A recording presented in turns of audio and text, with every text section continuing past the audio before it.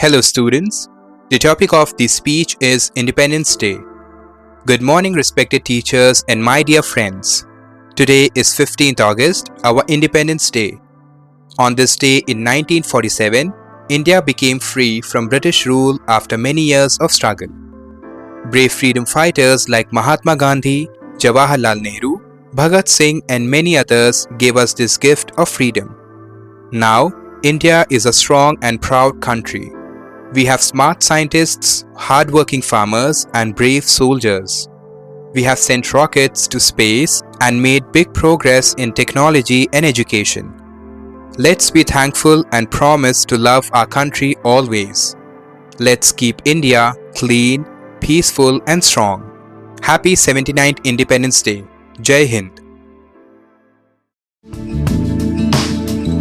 Don't forget to subscribe.